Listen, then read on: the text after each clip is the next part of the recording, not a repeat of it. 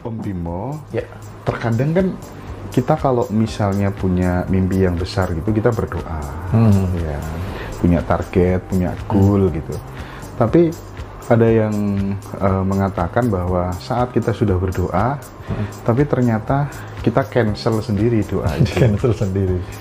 Ibaratnya kita sedang menata satu buah batu bata naik-naik, kita robohkan sendiri begitu kan. Itu gimana sih sebenarnya tentang cancel doa itu? Iya, tentang cancel doa itu jadi orang yang berdoa tetapi dia tidak yakin.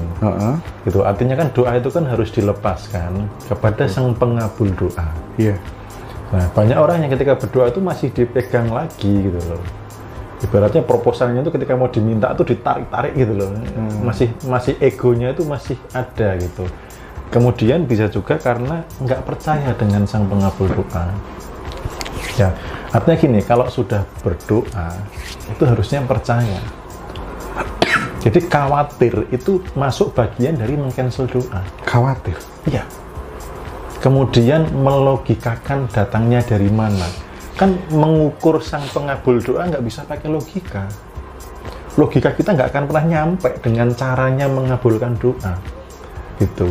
Jadi misalkan nih minta rezeki berapa gitu ya, besar gitu. Tetapi dia ego, maunya harus dari pintu yang sini loh, dari bisnisku yang ini loh, misalkan jualan ayam misalkan gitu. Maunya dari ini loh, itu juga bagian dari yang cancel. Karena apa? Karena mintanya segitu, tapi egonya maunya dari sini. Nah, kalau sang pengabul pengen dari jalur lain, dia nggak membuka. Gitu. Terus nggak yakin sama sang pengabul. Sama kayak misalkan kita lagi order ojek online gitu ya. Iya. Di perjalanan kita nanya terus, Mas ini beneran jalannya nggak salah gitu. Nanti nyampe di sana nggak? Nanti macet nggak nih? Bisa-bisa kita diturunkan di tengah jalan. Gitu loh. Jadi ketika berdoa itu harus full yakin percaya. Jadi kalau sudah berdoa harusnya nggak khawatir. Karena kalau sudah percaya, itu harusnya tidak khawatir. Nah, kalau nggak percaya, dalam tanda kutip, maaf, apa gunanya berdoa? Jadi berdoa itu harus totalitas dipancarkan dan meyakini. Berdoalah dengan hakul yakin. Di Nasrani, berdoalah seolah-olah kamu sudah mendapatkannya. Duh. Artinya apa? Ya sudah sang maha pengabul yang sudah menjadi ranah hasil. Gitu. Jadi nggak mempertanyakan lagi, mengkhawatirkan lagi, nggak muncul kecemasan lagi, ke vibrasi force lagi. Gitu. Seolah-olah sudah mendapatkannya. Jadi esensi dari doa itu sebenarnya yakin. Yakin, seolah-olah Yakin. sudah mendapatkannya. Dan yakin bahwa memang yang dikasih proposal ini sang maha gitu loh.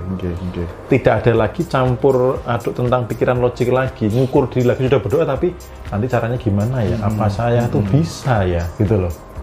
Kamu tidak bisa, tapi dia sang maha itu bisa. Makanya jangan melogikakan caranya nanti bagaimana gitu. Jadi harus benar-benar lepas, letting go-nya itu benar-benar lepas total gitu.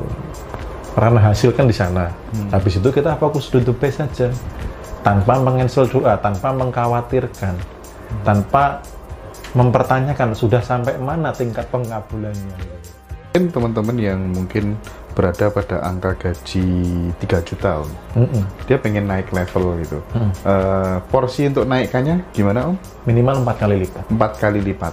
Berapa berarti? Misal di 3 juta. Itu berarti 12. 12. Untuk per bulannya ya. Dalam 1 tahun tuh minimal 4 kali lipat. Oke.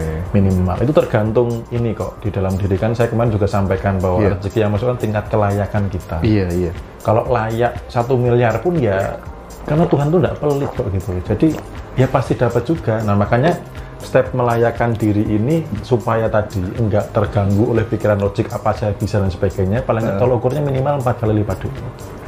Oke. Nah katanya kan semua orang berhak untuk menjadi kaya asal dia bisa menghilangkan atau membuang jangkar-jangkar kemiskinan. Mental miskin itu harus dibuang. Gitu. Nah contoh mental miskin dan cara membuangnya gimana Om Bimo? Ya. Mental miskin itu kan mental kekurangan. Iya. Salah satu mental miskin adalah mengeluh. Oke. Itu mental miskin. Ya, kemudian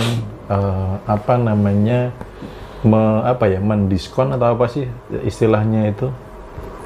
Jadi apa-apa tuh kalau bisa ditawar minta semurah-murahnya gitu ya. Terus kemudian minta traktir terus. Mental gratisan. Iya, nah, mental itu juga gratisan. mental miskin gitu ya. Terus tadi ya memiskinkan diri. Jadi kalau bisa sih dapat bantuan gitu kan. Iya, iya. Apalagi kalau sudah gas melon itu mau habis itu panik, itu kan termasuk salah satunya mental miskin. Ya, tidak memposisikan diri bahwa saya itu layak kaya. Makanya saya bahas untuk jadi kaya itu kan harus punya kesadaran kaya dulu. Nah, kesadaran kaya dari mana? Balik lagi, sumber informasinya. Kalau nggak pernah dapat sumber informasi kesadaran kaya, ya mentalnya miskin terus. Gitu.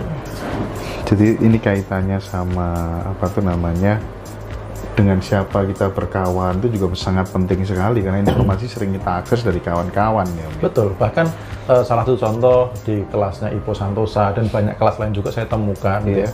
Kelas-kelas pengembangan diri itu kan disuruh jumlah 20 temenmu, penghasilannya berapa, kamu rata-rata, itu adalah penghasilanmu.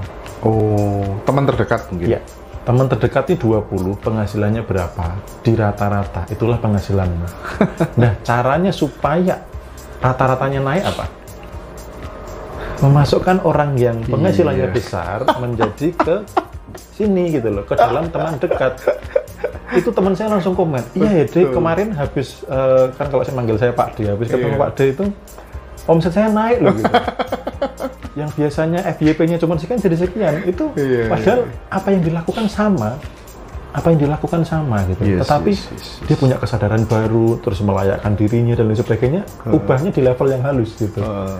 Actionnya sama, ternyata diizinkan rezekinya jauh lebih besar. Oke, gitu. Menarik itu. Jadi teman-teman kalau misalnya ingin naik gajinya, naik omsetnya, ya masukkan teman dekat tuh orang-orang yang omsetnya lebih tinggi.